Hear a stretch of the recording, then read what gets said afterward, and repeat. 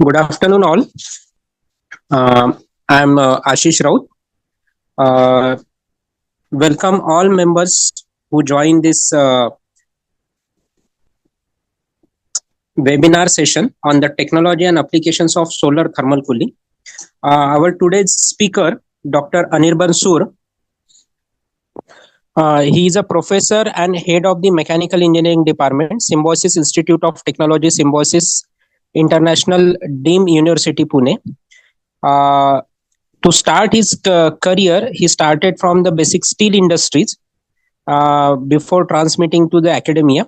He has held the position in the assistants and the associate professors in the various parts of India, including the Meerut Institute of Technology, Meerut, Indraprastha Engineering College, Delhi, and Amity University, Noida.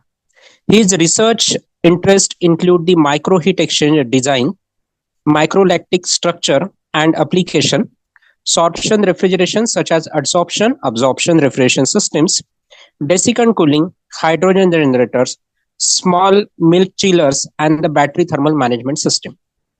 He has successfully completed numerous projects funded by the DST, MSME, and the National Institute of Research and the Development in Defense Shipbuilding, SPARC, Dassault Systems, and the Oman government, in amount to almost near about 1 crore.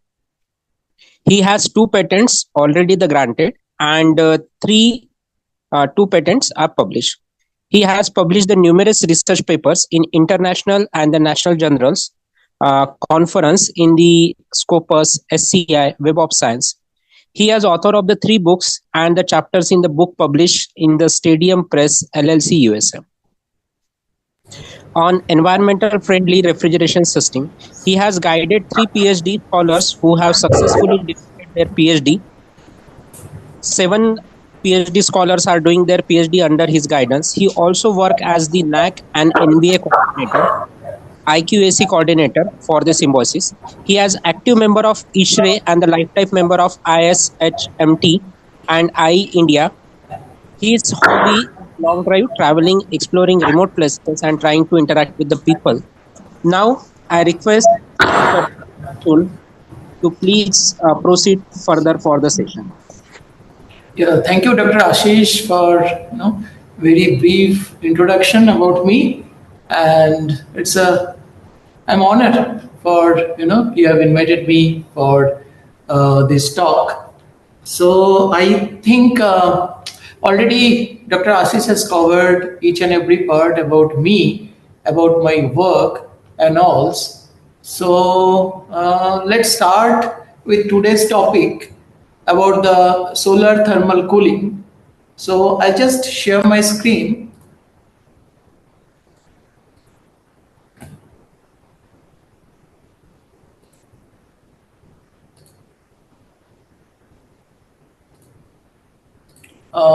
Is the screen is visible?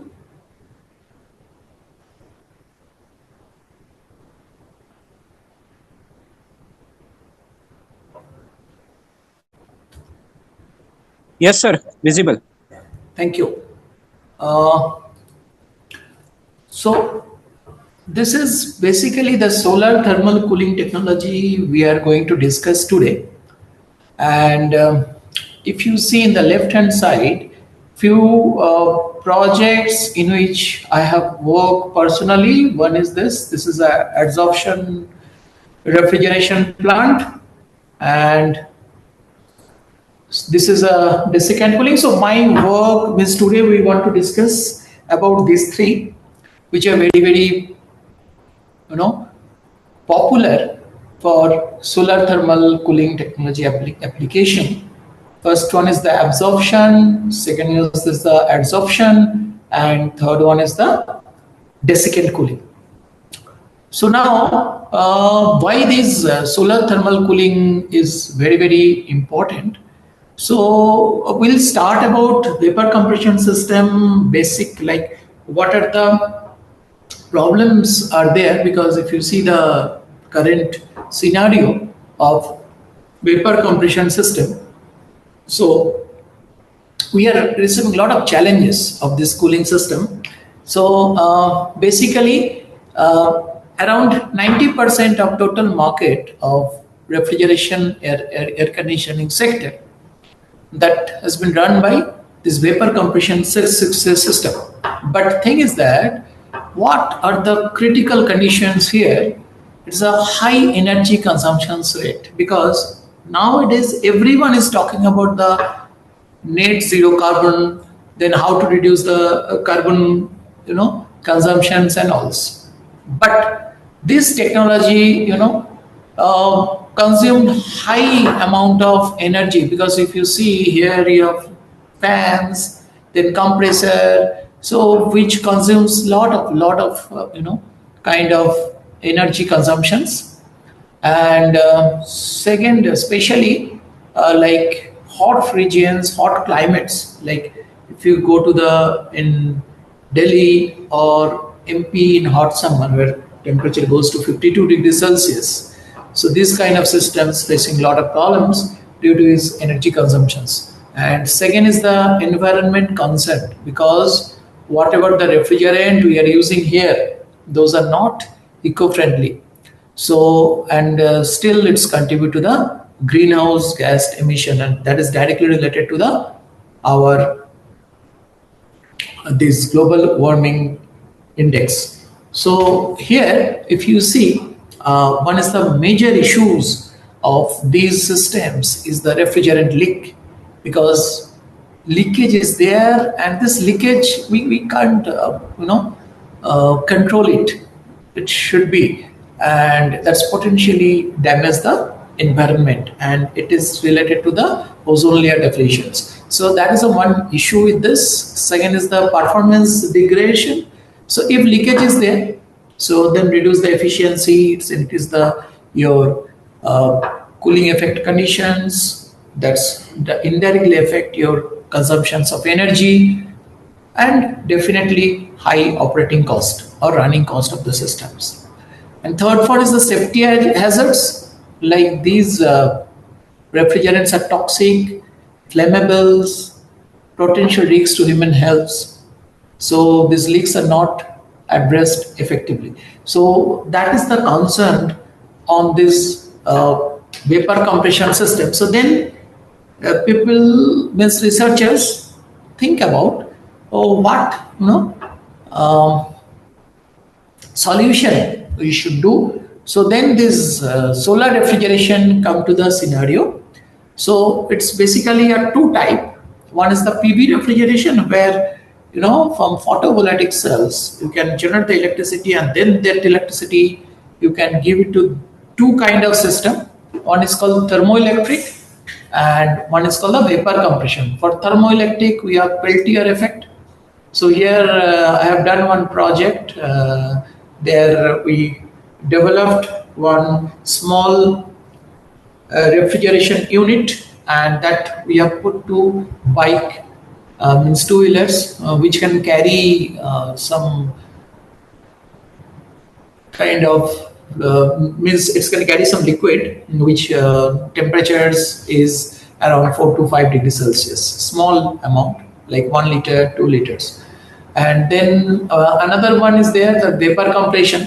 So you can generate the electricity from PV cells, then you can store it to the battery, and then from the battery you can directly give it to the vapor compression cycle. But for that we need a DC compressor. Again, the cost of the DC compressor is very, very high. The your system's cost will be very, very high. So that part I'll coming there. So that's then if you have the inverter, then you can convert it to the AC, and from there you can run it. But operation cost is very, very high for that. So that is the one option for PV refrigeration.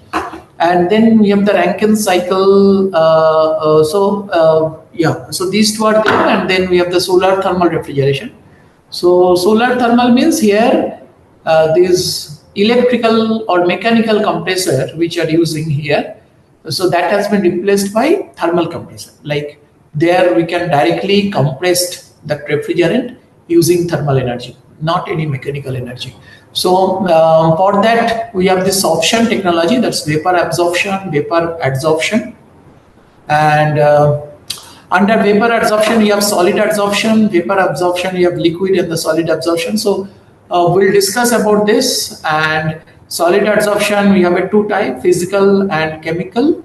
But problem is that these all are the intermittent, because what happened, the solar is not a continuous flow. So whatever the temperature are you getting from the sun, so that will variable. So we have to store somewhere, and then you have to give a continuous. And another intermittent issue is that changeover, like from adsorption to generator, generator to adsorber for absorption, and adsorption you need the adsorber dissolvers combination. So I'll discuss this point. And here another two are there, Rankine cycle and the steam cycle. So I have done one work that's called ejector cycles, like they're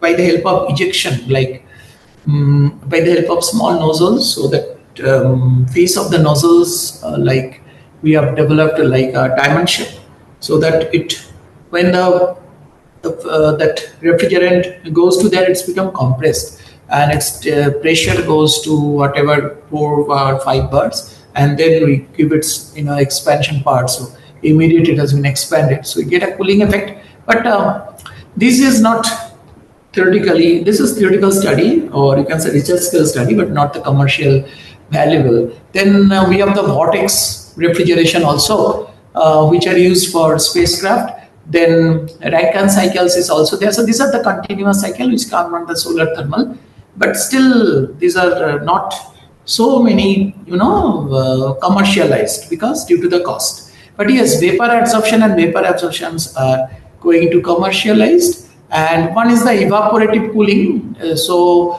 that's also I'll discuss here, because that's come under the desiccant. So evaporative with desiccant, a good combination of cooling systems. So this is the overall of our solar refrigeration system. So this is a PV solar cooling. So it is a promising but imperfect solution. Why I am telling you? Because this is a one plant which I have developed for this Tirupati.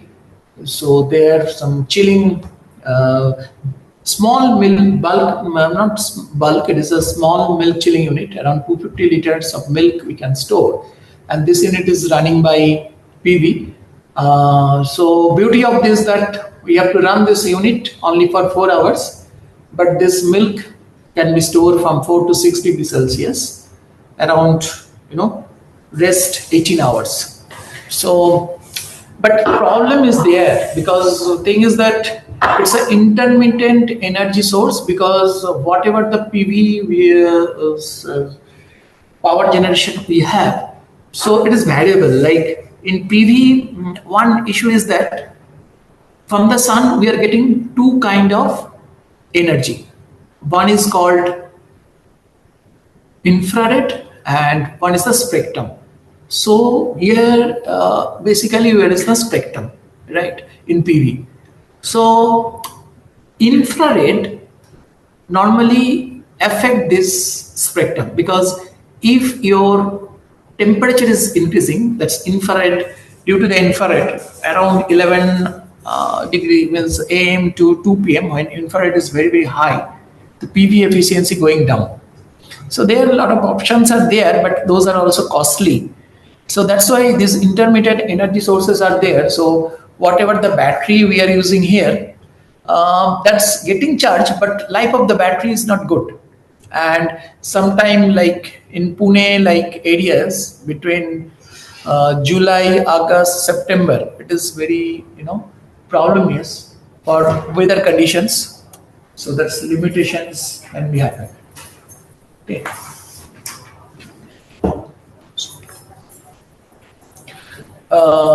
So this limitation can impact the reliability of the cooling during the peak demand. That is the one issue which I have seen.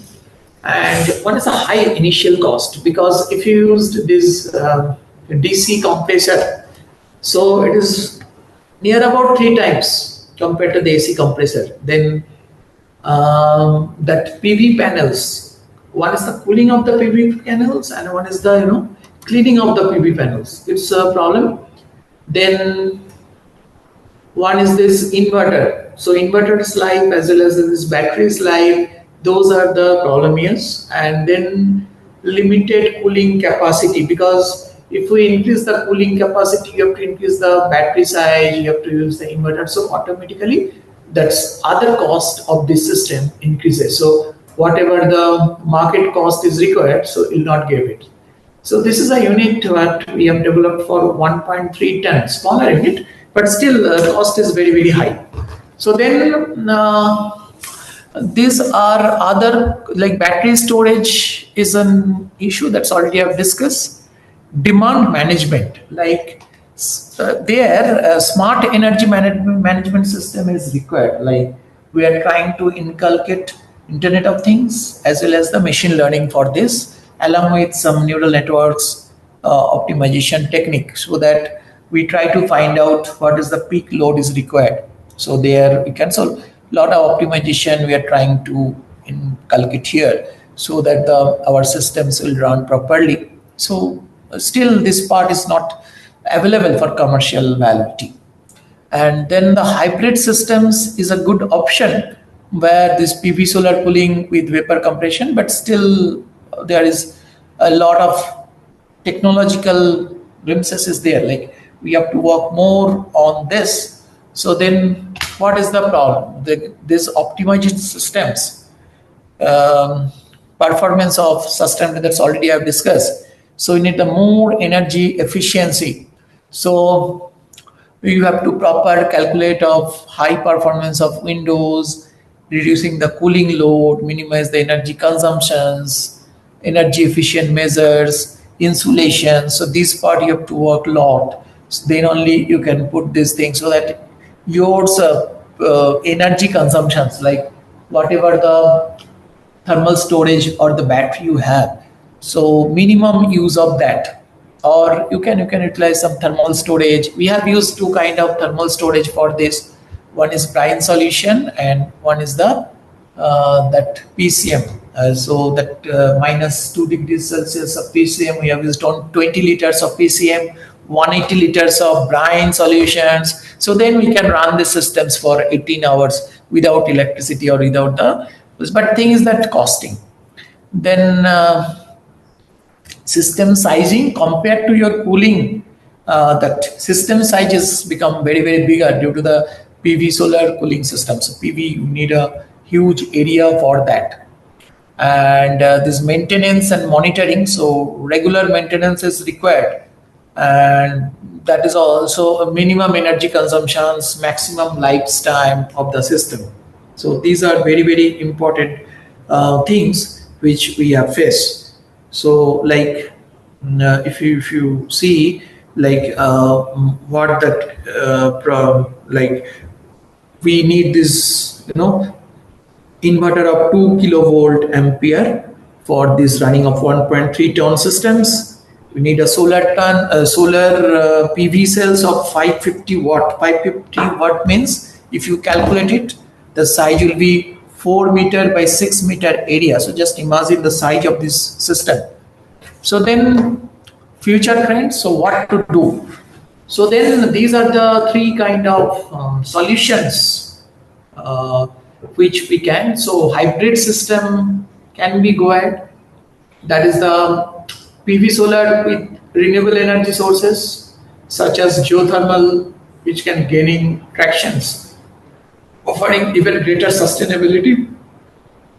Then advanced refrigerant, we can think of some environment-friendly refrigerant for this, and smart controls and optimization. So you can use the IoT machine learning for this proper algorithm, so that the minimum consumptions of electricity, but still it is in the future state, not in the commercially viable now. So key takeaway from this discussion, harnessing of the solar power, optimizing efficiency, and embracing innovations, because these are required. So from that we come out that leave this spectrum energy, go for the infrared. So infrared come under the solar thermal. So let's see, this is a basic of the sun. So from sun cores, this infrared is come up and this energy is released into space. We know that one as electromagnetic radiation. And that infrared is come under the heat, and light means the spectrum. So that's already we know. And then when we are talking about this infrared, so there is some website from where we can get such kind of infrared data of sunlight, like which area, getting more infrared. So this is a one, figure which I have getting from internet. So you can see the South Africa represent the hotspot here. So that means this is the highest solar radiation throughout the year. So that is the best place for calculation or develop the solar thermal energy. So from this, what is our takeaway? So whenever you are thinking about the solar thermal cooling technology, so first is you should make a such kind of radiation map. So then only you will think about that which place you should go with the solar thermal. Then only this solar thermal technology will be helpful for us, because nowadays solar thermal technology, cooling technology is very, very popular.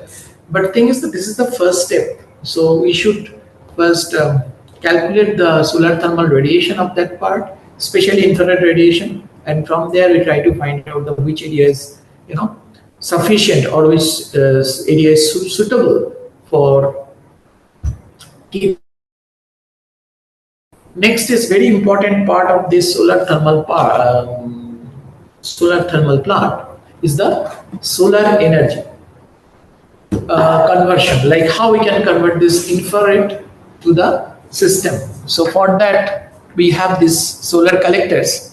So solar collectors means, if you see, this is our traditional evacuated tube. Then we have the parabolic collectors. Then different kind of storage technologies are also available, because you'll get maximum solar heat like infrared between 11 a.m. to 2 p.m. So that time you have to store the energy, and that energy you have to use throughout the day. So that's why you need a different type of capturing data. So there are a lot of solar thermal technologies are available. So like solar collectors, what we are talking. So I have a mapping chart. So this is the glass cover framework. So there is a very small solar converter to heat. So you can send the cool water here, and so this is the most cheapest solar collector. Then this is an evacuated tube. Evacuated tubes are kind of heat pipe technology. So whatever the fluid we have, so that is getting to heated up from here, and then it gets to top, and then again it is condensed, and then evaporation is here. So by this way we will get the hot water, and that it goes to your system.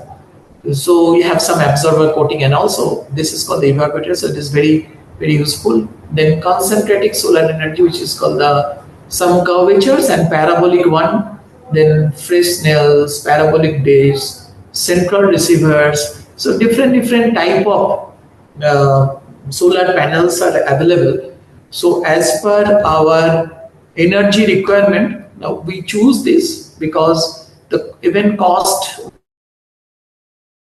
most low cost, then second cost is here, then after that this, then after that this, and most costly is this. So this way we have the different kind of, so as per our requirement we choose. So if you see here some comparison chart is there. So this is the efficiency of conversion of this solar energy. So overall transfer coefficient, so simple absorber is a high, and then collectors working temperature. But here the working temperature is very, very less due to the simplicity. But if you use this ETC with compound parabolic concentrator, it goes to 110 to 200 degrees Celsius. One project we have done with Egypt. So there we have used this kind of solar heating technology, because this required a continuous heat and alls, but you will get a high temperature outcome from this. So as per our requirement of the system, it is very important to choose the solar panel. Next, come to the solar cooling technology. So it is very environment friendly, because why it is? Because you are using the simple solar, so you are not using any electricity. So there is no fossil fuels, no greenhouse gases. Second is that most of these solar cooling technology, we are using methanol, ethanol, ammonia, water as a refrigerant. So these are totally, if you see this global potential index, or if you find out the ozone layers depreciations index, so GDI or ODI, so those are very, very less. So yeah, we can that's very helpful. And the cost effectiveness, so your lower operational cost is very, very less, but yes, your initial cost is high for that, depend upon the type of systems you are going to install. But these are not suitable for domestic purposes, it is for commercial purposes. So now this solar thermal cooling, how it works. So basically we need a solar energy capturing instrument, which say the solar collectors, and that's absorb the sunlight, and then it's convert into the store energy.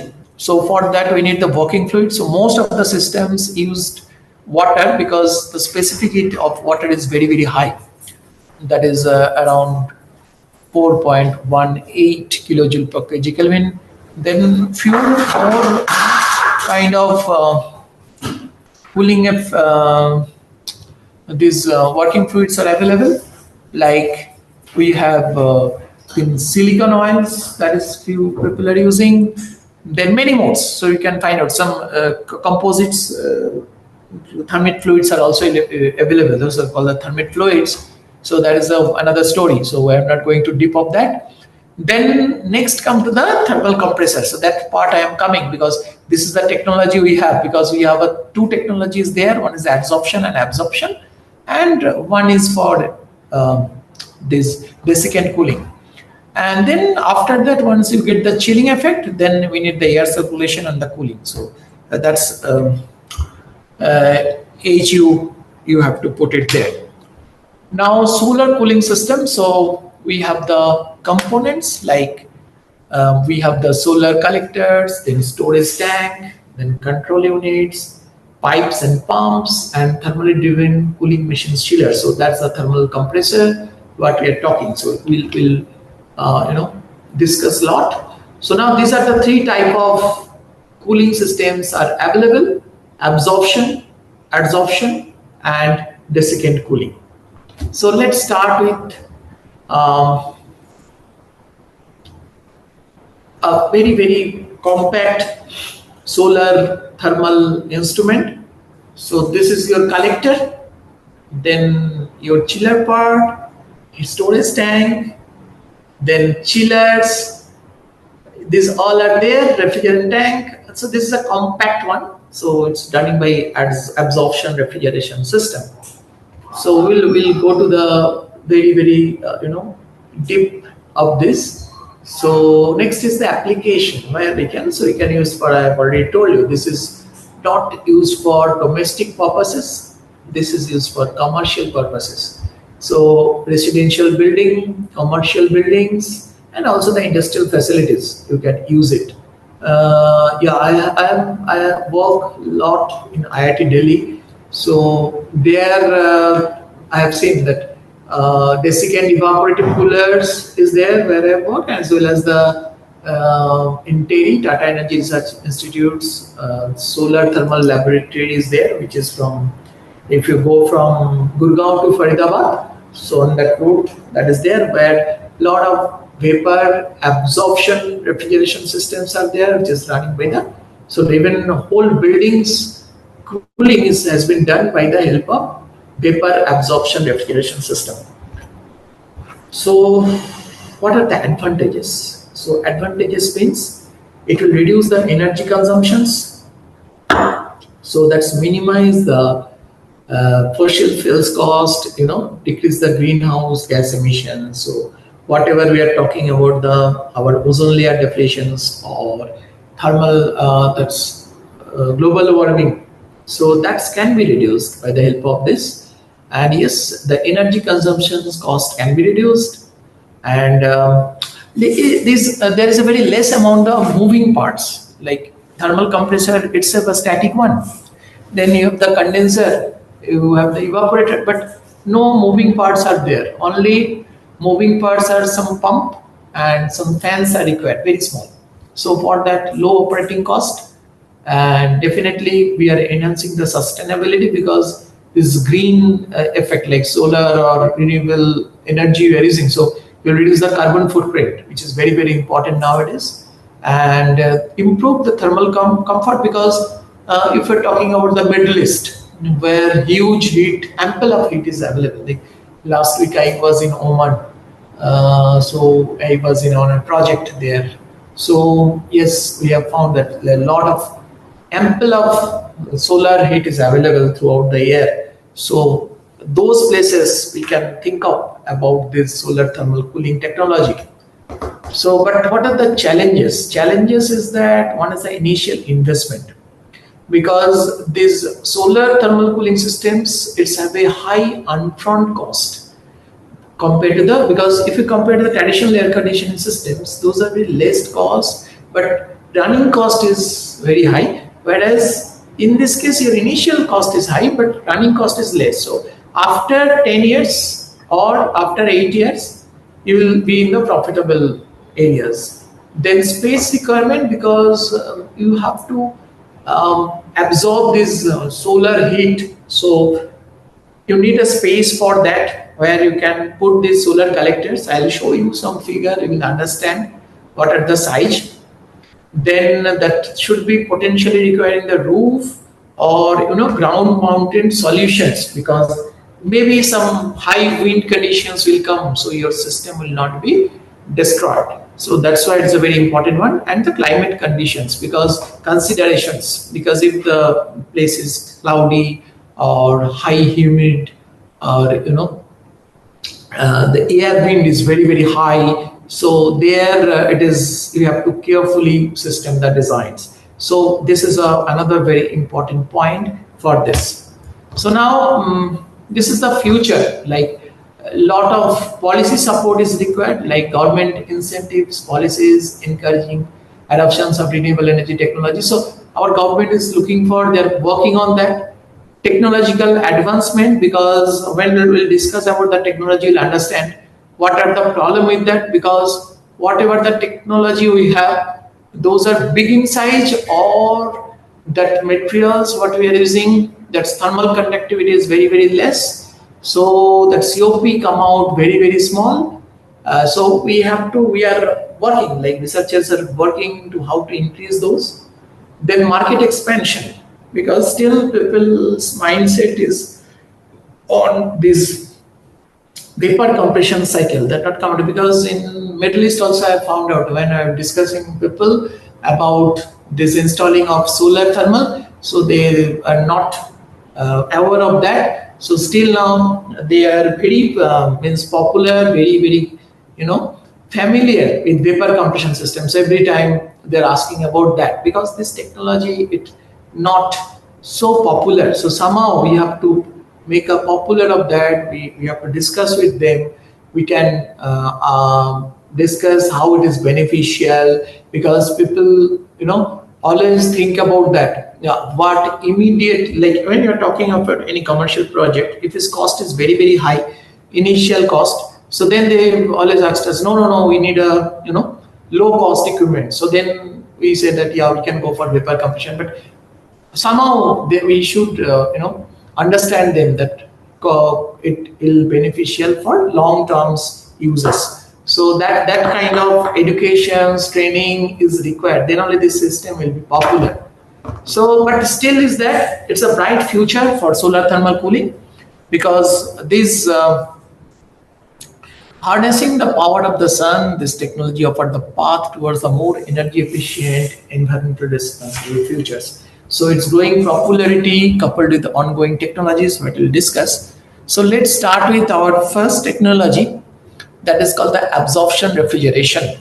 So what do you mean by absorption? So basically in absorption means like there are some materials are there which has a common affinity between the two materials. Like if you take the ammonia can easily absorb the water. So that technology, then we have lithium bromide and water. So lithium bromide also absorb the water. So like this, so it is a absorption, that is called the absorption technology. But thing is that yes, this is chemical reaction, because we have this solute and the solvent. So after that, the bonding we have to break. So that's why this solar energy is very, very important. So in absorption, we have the two kind of there. So wet absorption system, where you can use liquid water like lithium bromide water. So water can be used. And then one is a vapor absorption like ammonia water. So ammonia is be used as a vapor. So both are absorption systems are available. So we can see the I've discussed when the solids such as lithium bromide salt is dissolved, the solvents such as water. So boiling point of solvent is elevated, and the temperature of the solution, like solvent plus solute, is held constant, and the effect of dissolving the solute is to reduce the vapor pressure. So like I just show you this diagram. Like right hand side we have the lithium bromide, and left hand side the water. So this is a pure water, 100%. And right hand side you have lithium bromide plus water solution. So 50% lithium bromide and 50% water. So lithium bromide is a solid part, and we have put the water. So that solvent has been developed, and this valve is closed. So what we have observed, these solutions has a very less pressure. It is 1.22 kilopascal, whereas this water has a high pressure due to this water vapor. So it goes to 4.24 kilopascal. So now if I open this valve, what happened? So these water vapor will be released, and that will be absorbed by this system, because here the low pressure is there. So when this water vapor will come out from this system, right? So initially it's a water. So if we convert the water vapor, so 1 kg of water converting to 1 kg of vapor. So amount of heat required is 2000 kilojoule per kg. So that heat is going to release from here. So then the temperature of this part going to reduce. So now it is 30. So when this water vapor will going to this part, because due to this pressure difference as well as the common affinity or attraction of the water molecules, these water vapor will go. So this system will losing the heat. So once it's losing the heat, so then the temperature going down. So this temperature will going down means you will get very, very less temperature here. So that is the technology, basic technology for absorption. So you can see it, we have opened it. So from 30 it goes down to 10 degree. And here your pressure become near whenever same, then it will be stopped. So this is called exothermic heat, because this water has been absorbed, because it's a water vapor which carry around 2200 kilojoule of heat. So it goes to there, and then it has been absorbed by it. So what happened? So that water vapor has been converted to the static energy, because that has been absorbed here. Then that release the heat. So that heat has come out. So that's why it's an exothermic reaction. So this will create a huge heat. So that heat, will generate, or that will come out from the system. So we need a cooling atmosphere here. So that was the absorber is put under the cooling effect. So this is the basic And then, we can show you a basic diagram. So here we have an absorber, generator, condenser, evaporator. So in the so we can start from the generator. So in the generator we have the lithium bromide water, or you have ammonia water solution. So this QG is your input, so which will come from the solar, and then this here ammonia water or lithium bromide water solutions we heat it up. So then what happened? Let's wait. Like if it is ammonia water, so ammonia will come out. If you have lithium bromide water, then water will come out from there, and then that vaporized water or water vapor or ammonia vapor goes to the condenser. So there it will be condensed, and then this is the expansion valve. So from there, that chilled ammonia or chilled water goes to the evaporator, where you can get the cooling effect. Then from there, that ammonia or water goes to the absorber, because you have seen already this absorber has a low pressure compared to its. Why? Because due to these absorbing materials, like you have the water here or lithium bromide, so the pressure, because it's a closed system, pressure of this system is very, very less compared to this, and that's why these water normally absorb the ammonia, or if you have the lithium bromide, that absorb the water. So that water is absorbed, or ammonia has been absorbed, and then it's become a rich solution, and then this rich solution will send to the generator by the help of solution pump or a bubble pump, and again the same cycle will start. So this is a very, very basic of a vapor absorption refrigeration system. So then we can compare with the vapor compression with the vapor absorption, because if you see the vapor compression, we have this mechanical compressor, but in vapor absorption we need this generator, pump, and absorber. So these three components,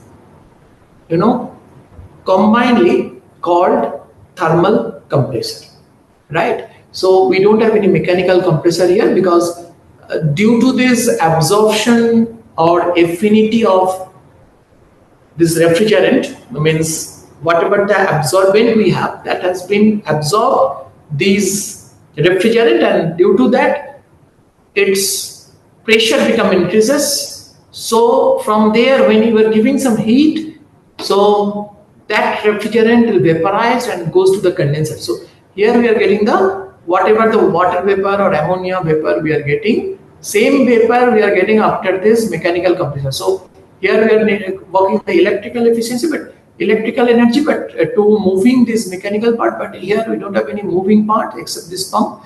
We need a very small work for this, but most of the things has been controlled by absorber and the generator. So that means your less moving parts are there. So it is more power, means less power is required. But here huge power is required, but thing is that the size, it is very bigger. So that's why the COP is very, very less. Because why we are calculating COP? Because COP we are calculating finding the system size. So here your COP is less than 1, here you can achieve up to 4 or 5. So that's why the system is very, very small, and here the system is very, very bigger. So that is another problem. And so this is the ammonia water plant. So actual plant is like this, and this is the ray diagram. So it's starting from the generator. So we have this ammonia water part. So these ammonia water is getting to heated up, and then as we know, ammonia will come out from the system, but because the molecules are smaller, so lightweight, so it's come out, and then it's carry some water particles also. So that's why we need these deflagometers, or we say the rectifier. So basically these are some plates are there where these water molecules get stuck, so the ammonia vapor will come out from the system and pure ammonia system goes. So this is the part where you can see. So this portion we have very clearly drawn here. So we have this part, and inside of the generator, we have this system. So from this part, you will get, you'll get the pure form of ammonia vapor, and that goes to the condenser. So these condenser, inside of the condenser, this ammonia vapor condensed, and then after that, that goes to your expansion valve, and from this expansion valve, this goes to the evaporator, and in the evaporator, you will get the cooling effect, and then from the evaporator, it goes to the absorber. Again, it will absorb, and then we need a small pump. This is a bubble pump is there, so it will, send this rich solution to this generator by this, and then from here again the same cycle will occur. So this is the actual plant, and this is a 3D design of this, and ray diagram how to work like this. Next is again, as we are talking about the solar or renewable energy, then why will use this pump? So next is the pumpless vapor absorption system that is also available, which is called the Electrolux. So here we are using hydrogen, ammonia vapor, water, and the dissolved ammonia. So same thing is there, ammonia in the water, but thing is that we have hydrogen is there, so that the pump work is working by this hydrogen. So wherever your low pressurized area is there, so there we increase the total vapor pressure, like hydrogen plus ammonia. So total pressure has been increased, and then that easily goes to your generator part. And as hydrogen is an inert gas, so it will not work as the ammonia. So your pure ammonia will goes, and that goes to the separator, and from there it will work. So actual plant is like this. So here we don't require any pump. So pump is the pressure, so that pressure has been increased by the pre-filled hydrogen. So that's why the pump has been removed from here. Then this is another one that is called the lithium bromide water liquid absorption plant. So here we have lithium bromide and the water. So here lithium bromide, what is there? The thing is same. We are heating it, so water will come out from the system. So here the refrigerant is water. So we can go for the below freezing temperature. So when sub-atmospheric temperature we can go. So here it will be used for only air conditioning system. So this is a commercial system. This is the ray diagram of that. So twin drum is there. So condenser and the generator is the top, absorber and evaporator is the lower. So this is a twin drum, but process is the same like this. Only thing is that this lithium bromide water, its work is a very low pressure, sub-atmospheric pressure. So this whole system should be leak proof. So there we need the vacuum pump, then some nitrogen vacuum pumps are used for this to make the system below atmospheric. So here's a problem is that there's a chance of leakages and all. So there is an issue with this. Now this technology has a lot of options. So this is a single drum pipe. You can see generator, condenser, evaporator, absorber all in a one. So more complicated. Then this is a double effect that's already you have discussed. So this is actual plant. So this is a lithium bromide water plant is the pack, and these are the solar collectors. So this is the application, like where we can use it, like steam power plant, large factories, commercial buildings. So all are there, and these are some commercially available systems of absorptions, so which people are using. From the solar you can get type of supply, solar tracker, vacuum solar collectors that's evacuated, then normal solar collectors, solar concentrators, then micro turbines, because if you're using the steam turbine, so that's steam heat, you can use it. Then process cycle, like if you have a chemical engineering chemical plant, so you have the process heat, that's also you can use. Then biomass, then heat recovery, district heating, industrial steams, gas. Then if you have DG set big, so that heat exhaust you can use it as the input. So here all come to the generator part. This is your condenser part. So these absorber part, we have to cool it by a cooling technology. So cooling towers is required. So this is the actual diagrams of, absorption unit. This is another one that has been used by the help of gas cycle. So exhaust gas of an DG set. So this is used for cold storage. I have seen in Punjab few cold storages are available. They are using this.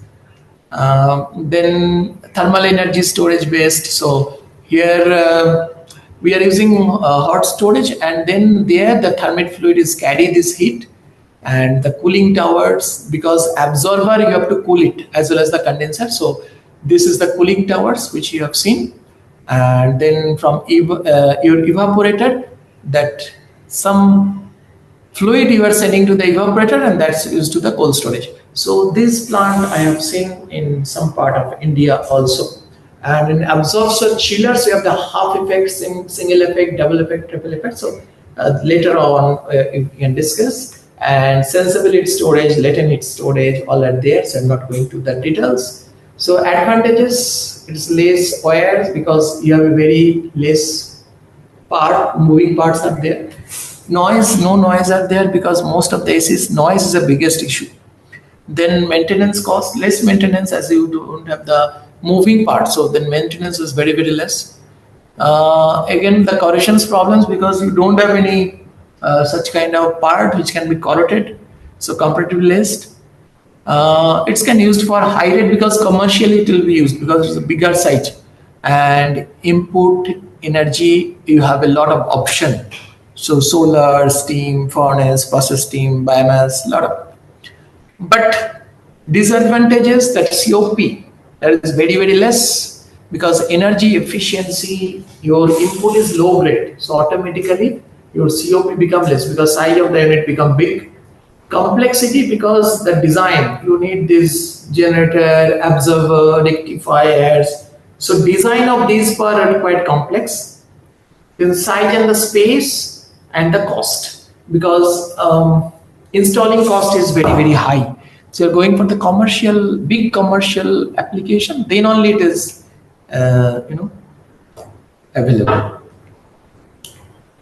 So then I'm coming to the absorption because I have to go first. So absorption means, it is a chemical or physical, because this is the activated carbon. It has some pores. So refrigerant goes to stuck inside.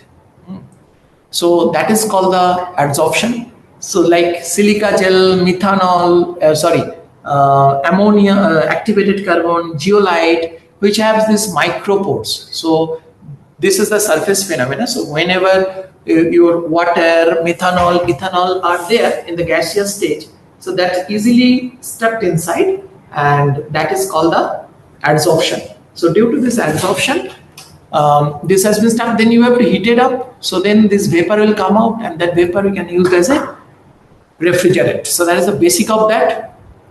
So advantages of this technology, we are coming to here. So these are the adsorption criteria. So last 10 years, I am working on this. So I'll show you. Basically, it has the isosteric heating. What is, I'll tell you. Like here are the system.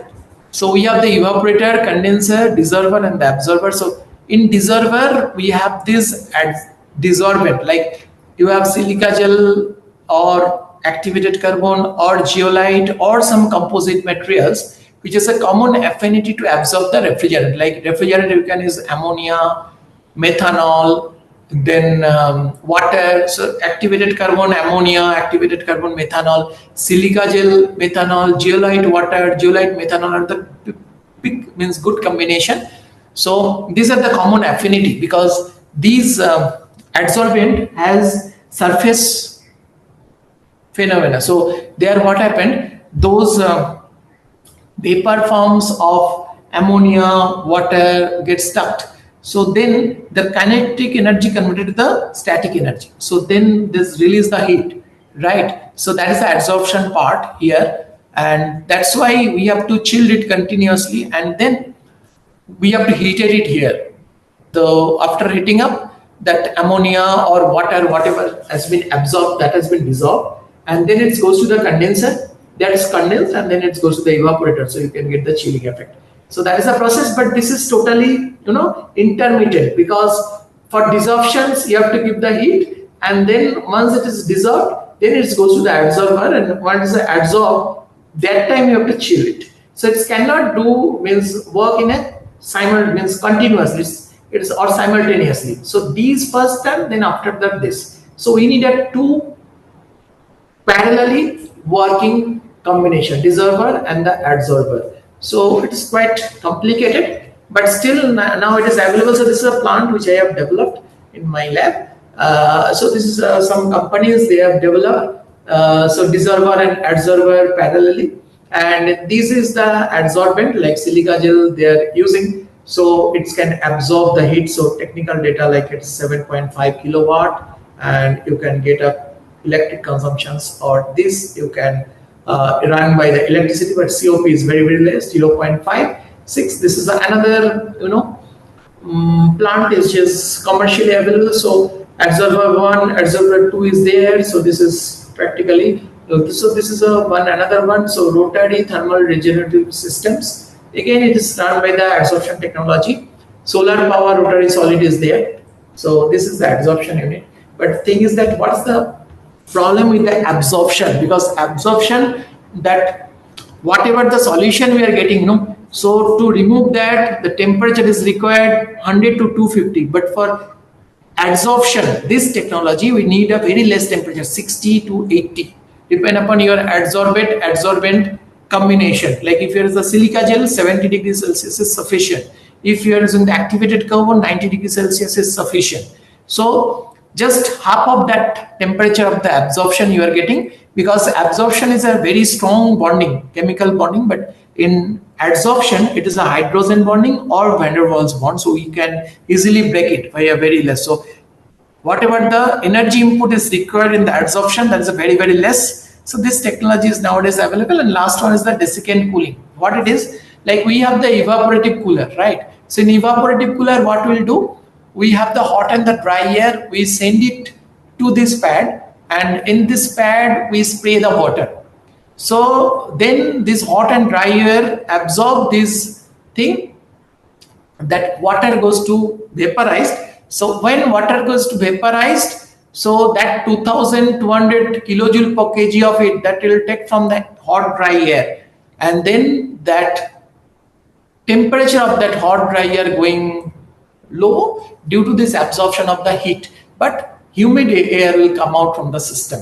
So this technology will not work in humid area. So then what to do? So to reduce this humid hot dry air, we put this desiccant wheel here. Desiccant wheel is nothing. It carries some desiccant like silica gel, activated carbon. So when you will send this hot humid air through this, so whatever the humidification, like water vapor it has, that has been absorbed, and then we send it to this evaporating system, so that you will get a dry, chilled dry air. So after this desiccant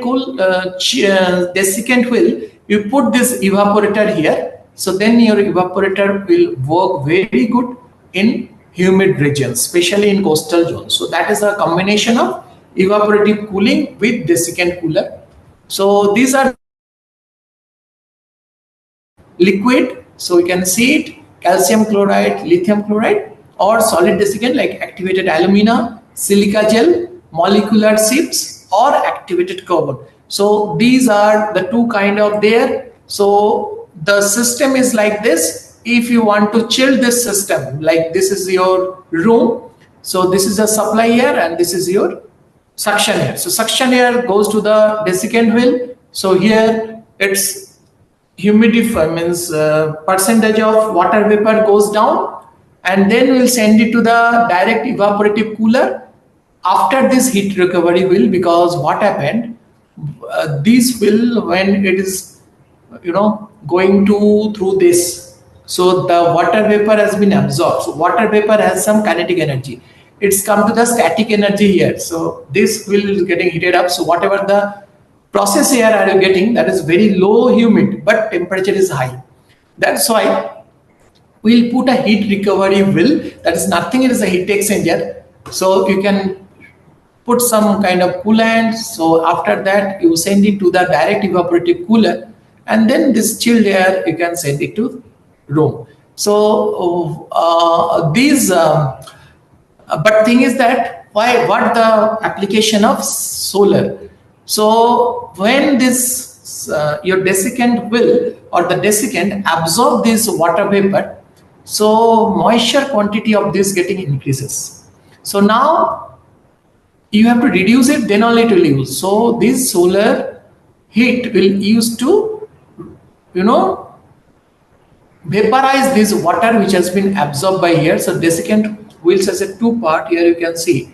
So hot air is going through that, so you can get the chill part, and then means again you can reuse this desiccant in both ways. So this is two part. So after when this part is going to full humid, it goes to top, and there you send this hot ambient air which you can take in from the outside, and then the dry means like you will get the reuse it. That's why this is a wheel. So halfway it will work, and next this part is getting to re-humid or dehumid, and this part getting to humid. Then in the second half it goes to the again dehumid on this part, and dehumid part will come to here so that it can absorb the more. So this way it will work. So on this I have work also. I have prepared one plant, so I can show you. This is the plant we have developed in our lab, and this is the way. So this is your used of liquid desiccant, because that what I have shown you, that is a solid one. So this is the liquid desiccant. You have to pump it, regenerate it, and again send it to the dehumidifier. But for solid, you have to make the wheel so that the wheel should rotate. So this is a solid humidifier. So this is the overall, and actual systems is look like this. This is your supply air. So that's it, because I have, I think 5-4. So I have completed it. So if you have any question, you can contact me. So my phone number is here, or I'm available in the LinkedIn also. Answer. So now it is open for all. So if you have any questions, please you can ask me. I'm ready to give my answer. So I'm just stop sharing. If anyone has any question, let me know.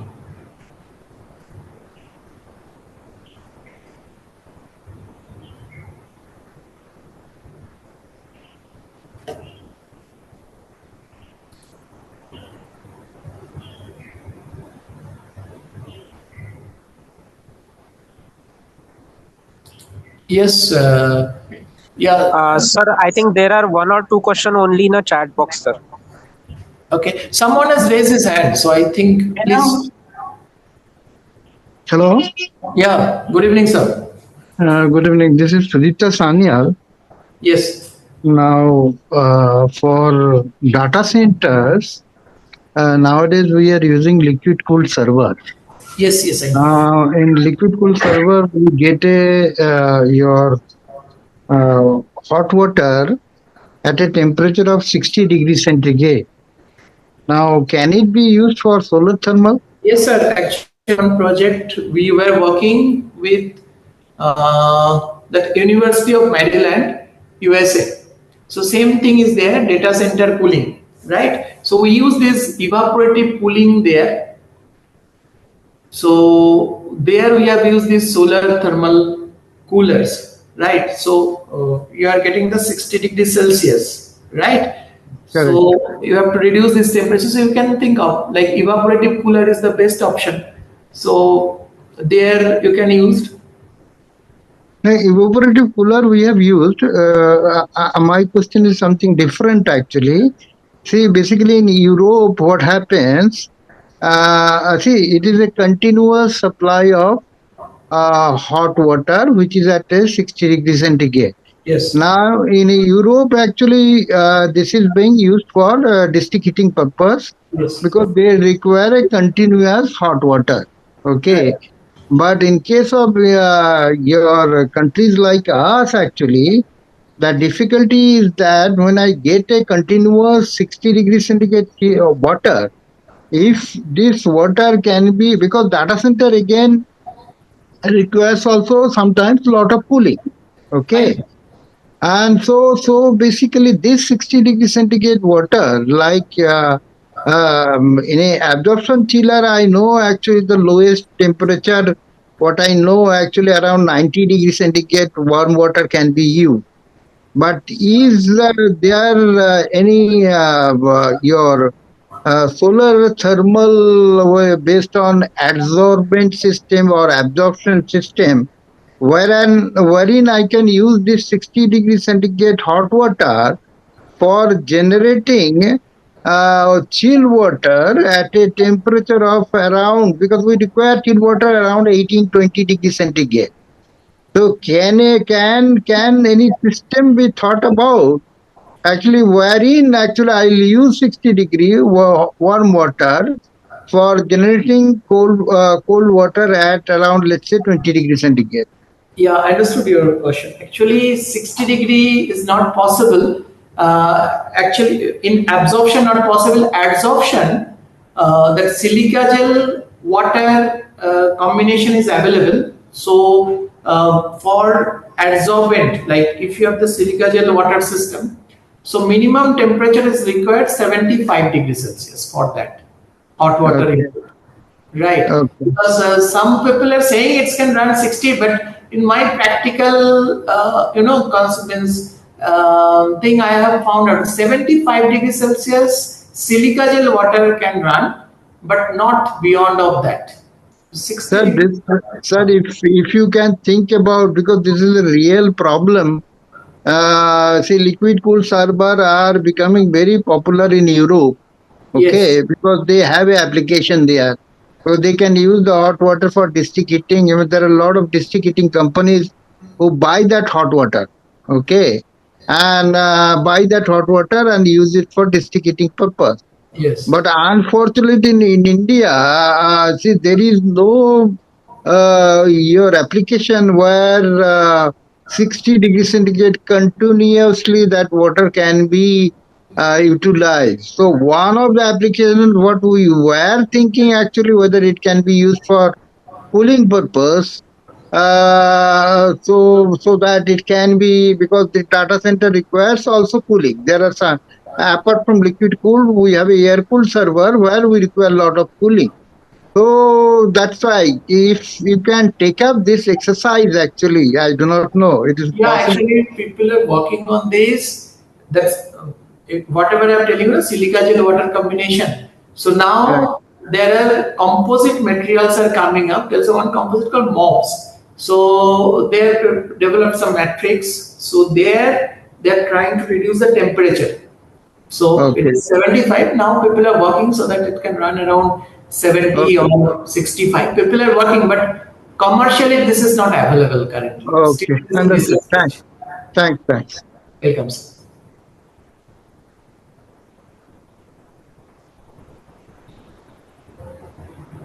Any other questions? So I think in the chat box few questions are there.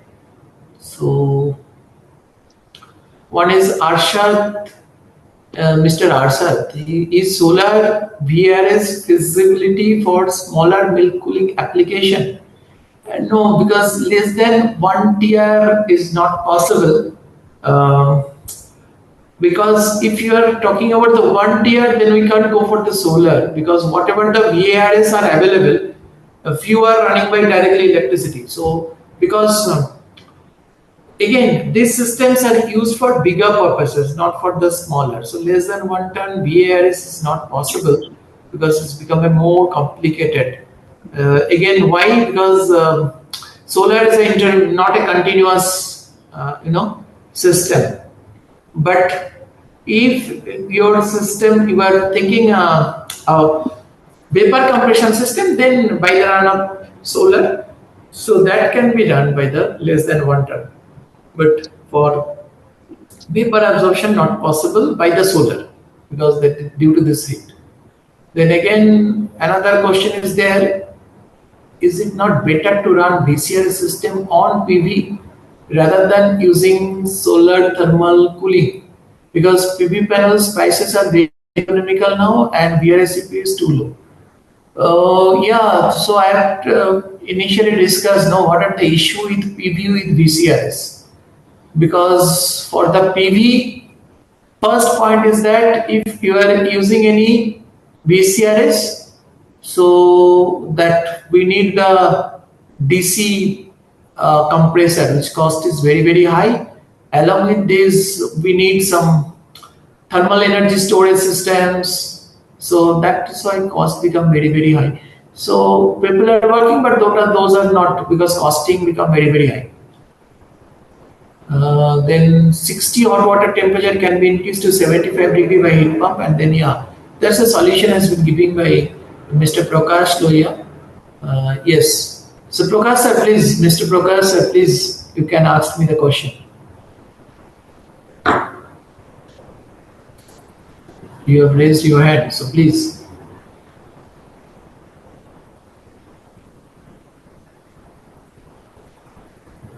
You can unmute yourself and you can.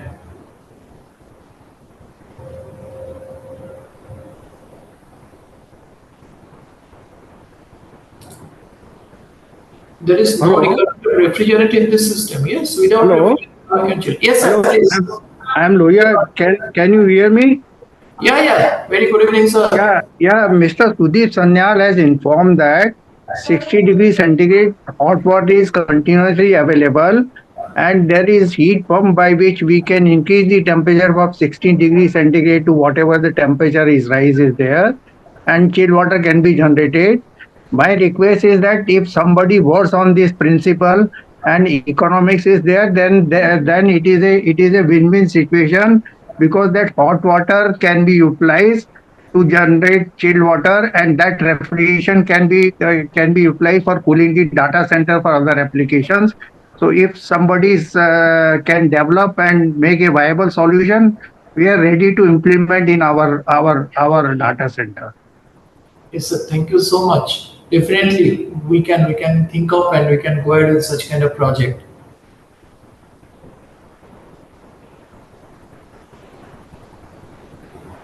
I will be in contact with you later on and sure. Because one project we are working with University of Maryland for data center cooling. So their same kind of project was there, but there is an evaporative cooling for that, indirect evaporative cooling. So that is different technology, but yeah, it's a good, that's 60 degrees Celsius. If we increase the temperature at another 10 degree, so that we can use for cooling also. So let's see. Yes, sir. Dr. Sur, you are telling that you can have a evaporative cooling to reject the heat of the data center. That is perfectly all right. The people are doing it, rather we are doing it. There is no problem. But then we are wasting that whatever the available heat is there, we are wasting into the atmosphere. So if we can make some useful utilization, that will be a big beneficial, because it will give the carbon credit and it will reduce the power consumption and all this. Correct. Even some people are doing like they have put their data center in under the sea, so sea temperature is going to increase. So that is another issue. So definitely it's a good research topic. So definitely we can work on this. We are working on the seawater also, but the problem is seawater is that at 100 meter below you will get 20-21 degrees centigrade chill water. So that we can use, but to get the 100 meter deep sea, you have to go about 20, 25, 30 kilometer away from the seashore, which is a very costly affair. Yes, so this is the problem. So if some better solution will be there, because lot of data centers are coming in Bombay, Chennai and all these things where the sea is available, and if we can do some either 60 degree with heat pump or cooling by the sea and all these things, if somebody are ready to work on this thing, jointly we are ready to implement that thing. Sure, sir. I am interested to do this project. Definitely. Thank you so much. Any other questions from anyone?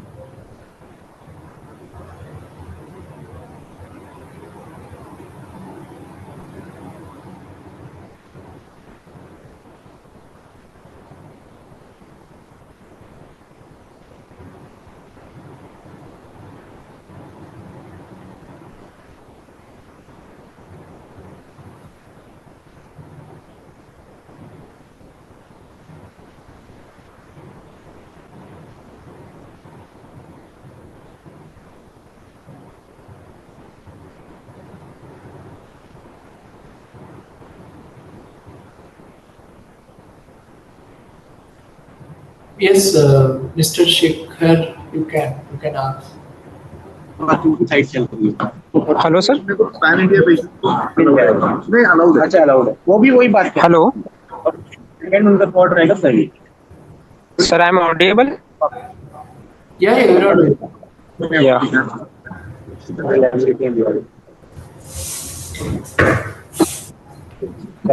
Yeah, you're audible. Sir there are I think one or two small questions in a chat box. Generator में मेरे एक और मित्र है, आप जानते ही होंगे, Prashant, global power. One is, have you ever combined outlet of water-cooled condenser, which is say 30 to 40 degrees Celsius, to generate cooling? No, it is not possible. Then what is the maximum capacity possible if I have 1,000 square meter? So with 1,000 square meter, you can think of for PV, not for the solar thermal, because it's need a bigger size, because it's used for 1 ton, not 1 ton, it's an above. So not possible. So there is no requirement of refrigerant, no which are refrigerant, how is it possible? So for solar thermal cooling, we are using ammonia, hydrogen, even water, then methanol, like this kind of refrigerant we are using here. So without refrigerant, how we can use the refrigeration? So this is the answer.